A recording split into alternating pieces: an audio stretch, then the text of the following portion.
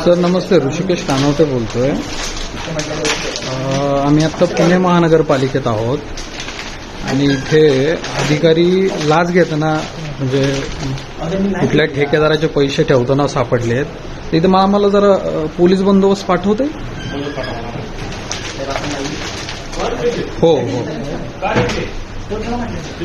अधीक्षक अभियंत्याच्या ह्याच्यामध्ये बसतात पुणे महानगरपालिकेत। हो, पुणे महानगरपालिकेचे कर्मचारी आहेत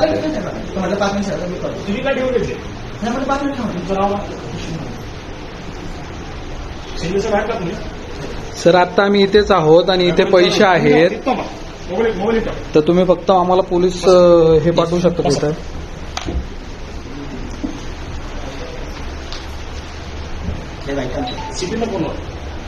काय म्हटलं? हो हो, तुम्ही नागरिकांना 4-5 वेळा चक्रा मारायला हवं तुम्ही, असं नाही साहेब। पुणे महानगरपालिकेत आहे मी।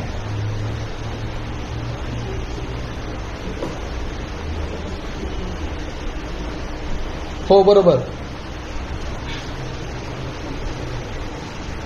हो बरोबर आहे। शिंदे साहेबांना माहिती आहे त्यांच्याच केंद्रामधून बाहेर आले ना? हा, बरोबर ना? त्यांनी काय सांगितलं होतं का? हो, पाठवा पाठवा पाठवा पाठवा। त्यांच्या केंद्रामधून व्यक्ती येते बाहेर, तुमच्याकडे पैसे आणून देत। कोणाचे पैसे? त्या ठेकेदार। तुम्ही काम कोणासाठी करता? हो, थँक्यू। तुम्ही ते पैसे काय घेतले? त्याला द्यायचे ते कोणाला? तुम्ही काय घेतले? तुम्ही नोकर त्यांचे? कोणाचे नोकर तुम्ही? पालिकेचे ना? मग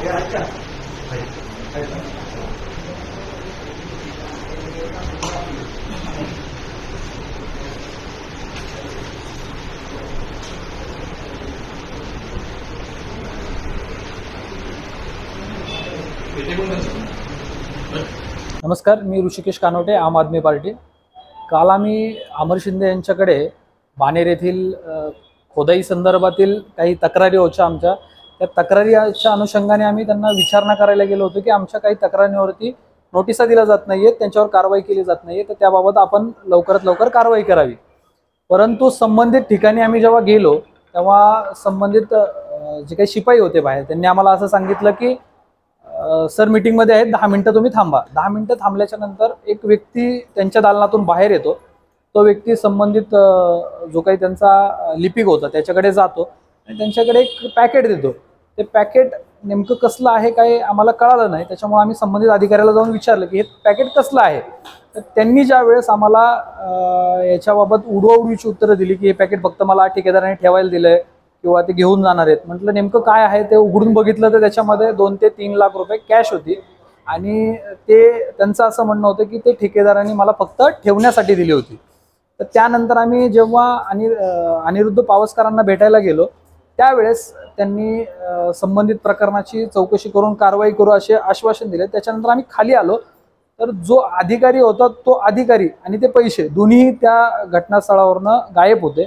त्याच्यानंतर आम्ही बराच वेळ 6 वाजेपर्यंत पुणे महानगरपालिकेमध्ये होतो, पण तो अधिकारी आणि ते पैसे काही नंतर दिसले नाही आणि आज आम्ही अधिकाऱ्यांना भेटायला आलोय तर अधिकाऱ्यांना भेटायला वेळ नाही। सर, अधिकाऱ्याचे नाव काय, त्याचं पद काय? जो अधिकारी होता त्याचं आम्हाला नाव अद्याप माहीत नाही, परंतु तो एक तर लिपिक किंवा उपअभियंता असावा किंवा तो अमर शिंदे यांच्या दालनामध्ये कामाला असतो। हो, अमर शिंदेंना देखील भेटलो, पण अमर शिंदेंना याबाबत कसलीही कल्पना नाही असं त्यांचं म्हणणं आहे। आम्ही संबंधित विषयाची चौकशी करू किंवा माहिती घेऊ आणि त्याच्यानंतर बोलू। जेव्हा व्हिडिओ दाखवला त्याच्यानंतर हे असे अधिकाऱ्यांचे उत्तर येतात। तर आमची देखील आयुक्त साहेबांना विनंती असेल की संबंधित विषयाची पुरेपूर चौकशी व्हावी आणि जो काही अधिकारी आहे त्याच्यावर निलंबनाची कारवाई व्हावी। धन्यवाद। TV10नी जी आमची दखल घेतली त्याबद्दल त्यांचे देखील खूप खूप धन्यवाद। आणि त्यांनी देखील या विषयाचा पाठपुरावा करावा आणि आम्हाला न्याय मिळवून द्यावा। मी मुकुंद दत्त, आम आदमी पार्टी राज्य प्रवक्ता। काल पुण्यामध्ये अतिशय लज्जास्पद अशी घटना घडली। पुणे महानगरपालिकेच्या एका पथविभागाच्या अधिकाऱ्याच्या कार्यालयामध्ये पैसे देण्याचा व्यवहार हा आमच्या एका कार्यकर्त्याच्या नजरेस आला। म्हणजे तिथला जो कनिष्ठ अभियंता आहे त्याच्या ड्रॉवरमध्ये कुणीतरी व्यक्ती पैशाचं पुरतं ठेवून गेलं आणि त्यानंतर त्या इंजिनियरला जर विचारलं गेलं तेव्हा त्यांनी सांगितलं की मला तिराईत माणसांनी येऊन पैसे ठेवले आहेत, कुणाचे आहेत माहीत नाही, पण मी 10 मिनिटासाठी ठेवले वगैरे अशी कारणं दिलीत. प्रत्यक्षात त्या पुरत्यामध्ये जवळजवळ 3-4 लाख रुपये दिसत आहेत. आणि यामुळे आत्ता जे सगळं बजेट आहे, टेंडर्स निघत आहेत, शेवटची मार्च अखेरची सगळी टेंडर, या सगळ्या गडबडीमध्ये हे निश्चितपणे टक्केवारीचा व्यवहार आहे हा.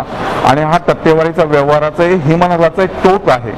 प्रत्यक्षामध्ये इथे लाखो कोट्यावधींचा हिशोब होत असणार आहे आणि त्याच्यातलं हे दिसलेलं एक छोटंसं स्वरूप आहे. आणि प्रशासन आपल्याला जे अपेक्षित होतं की नगरसेवक नसताना प्रशासन तरी सरळ मार्गाने काम करेल, परंतु हे असं दिसतं आहे की प्रशासन धोरणात्मक निर्णय स्वतःच घेत आहे, त्याचबरोबर स्वतःच बजेटच्यासाठी पैसे सँक्शन करत आहे, स्वतःच ते पैसे ठेकेदारांना देत आहे. हे सर्व व्यवहार जे आहेत हे सर्व व्यवहार इथलं प्रशासन करत आहे. आणि त्यामुळे तसं जर हे डबल इंजिन असेल तर या डबल इंजिनवरती पण प्रश्नचिन्ह उभं राहायला पाहिजेत. आणि हे महाराष्ट्र सरकारच्या थेट कंट्रोलमध्ये इथलं प्रशासन आहे. त्यामुळे हा सगळा व्यवहार जो आहे हा पुणेकरांसाठी अतिशय लज्जास्पद असा आहे. पिंपरी चिंचवडमध्ये मध्यंतरी असं लक्षात आलं होतं की तिथल्या स्थायी समितीमध्येही असा केबिनमध्ये असा व्यवहार होताना लक्षात आलं होतं.